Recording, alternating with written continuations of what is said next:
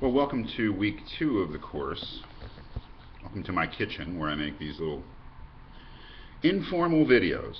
That's what, I don't like people dressing up in suits and sitting at podiums. I like talking to people in my kitchen with my cats walking around. Anyway, we're in week 2 and again, we just ungraded assignments. I'd like you to do look through the material, watch this video, do the quizzes. But last week we were looking at the basic elements of argumentation. Just to remind ourselves, an argument is really a set of statements or propositions. It doesn't matter which one you say. Any claims about the world. And it's composed of those, but to actually have an argument, you can't just have a collection of statements. They have to have this logical relationship with one another. And then this logical relationship that we're focusing on is one of support, you might say, or implication. The idea is that for us to have an argument, we have to have a statement which serves as a premise, usually a collection of statements that serve as premises, and a statement that serves as a conclusion. And the idea is that in some way or another, or to some degree or another, the premises of an argument should imply the conclusion. Now, if it's a deductive argument, that relationship of implication is very tight and secure. If it's an inductive argument, then it's a matter of judgment whether or not the premises actually in some way or another imply the conclusion. And again, most of the arguments that we meet with, certainly in this class, I would characterize them as inductive rather than deductive arguments, although again that's really a matter of form, and we'll maybe talk some more about that.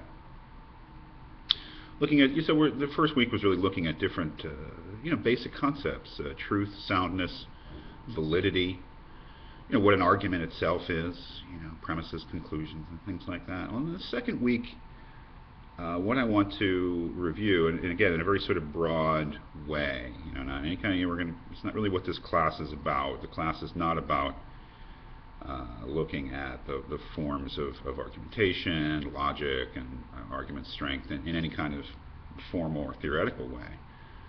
But as you'll see, starting next week, it's really a very practical class in terms of forming arguments and assessing arguments, and that really is the subject of this week. The idea is that, well, our fundamental subject matter here is, after all, is reason. Argumentation is reasoning. Reasoning is at the heart of argumentation, and reasoning is basically making inferences, deciding that because we accept one thing as true, that another thing must be true as well.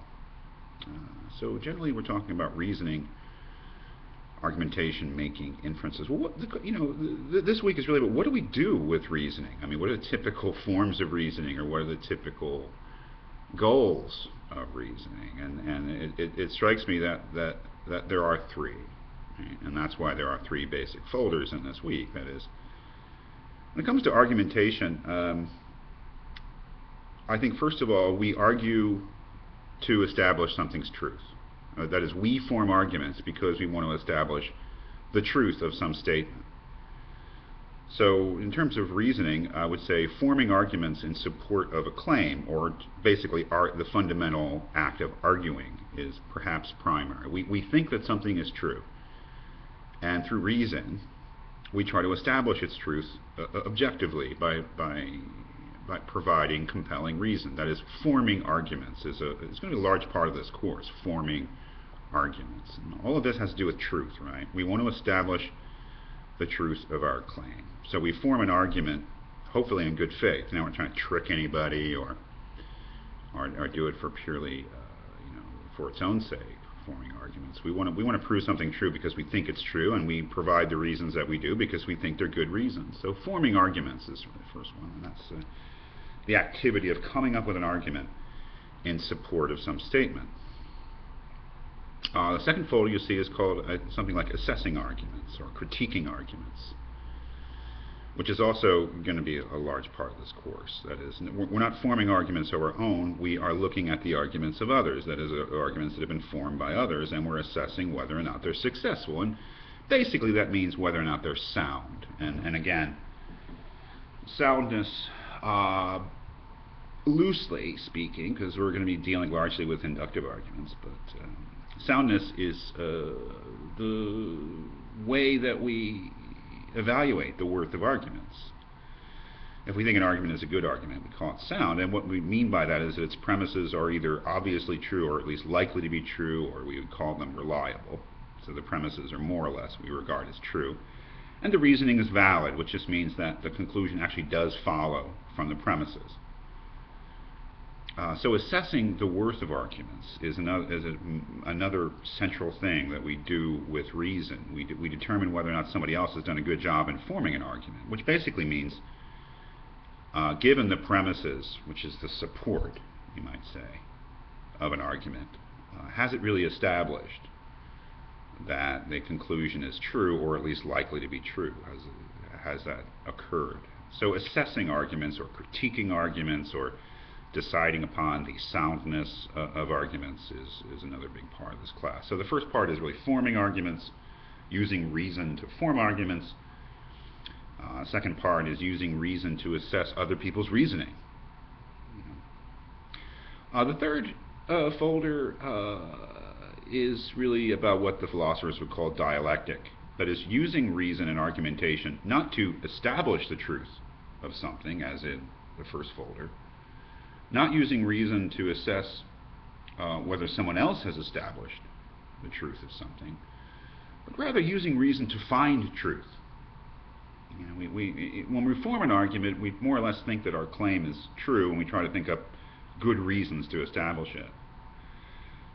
When we engage in critical inquiry, we are not trying to establish the truth of anything so much as to find the truth. This is again what the philosophers, I think, call dialectic. Using reason to find truth, which is perhaps the most important and interesting use of reason that we have, because all of us are more interested in finding out the truth than establishing the things that we already think are true. However important that may be, I think the most exciting thing in life is to find truth, not to prove that you have it, or to, even as in the second folder, to determine whether someone else has proved. It's to find it, and that's what the philosophers again call the dialectic, and typically that is a Socratic thing. And we go back to the figure of Socrates, who we'll be reading a little bit, or Plato's account of Socrates. Positing something, taking something hypothetical, that is positing a claim, trying something on.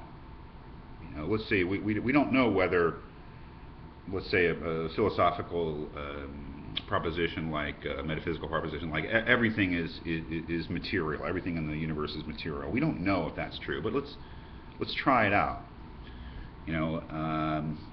What if everything in the world were material? Is that something that, what would be the implications of that? What if everything in the world were ideal, or simply an ideal, or phenomenal? What would the implications of that be? So dialectic is really trying on, or hypothetically or conditionally accepting a statement and seeing what it implies, and following those implications out as far as you can to see whether the initial claim, like everything in the universe is material, or everything in reality is phenomenal or ideal, seeing where these implications lead, and seeing if they're consistent, and seeing the implications are consistent with one another logically, seeing if the implications are acceptable to us, right? Because, for instance, one of the implications of everything being material may be that there's no such thing as the human mind, that we simply have brains, and we may hesitate to accept something like that. Which may lead us to question the initial claim, and that's the point. That's using reason not so much to establish truth or see if someone else has established it, but to find truth for ourselves, to determine whether something is true. And perhaps that's really doing philosophy, and it's doing science and everything else too, depending upon your subject. But it's probably the most exciting, interesting, and worthwhile use of reason that we have, considering, but admitting of these other two uses. are important as well. So that's really what this week is about. Looking at these, I'm not saying that these are all exhaustive of everything that we do with reason, but I think that certainly you would say that these three activities of forming arguments, assessing arguments, and using argumentation basically to find truth dialectically are really major and important, broad uses of reason.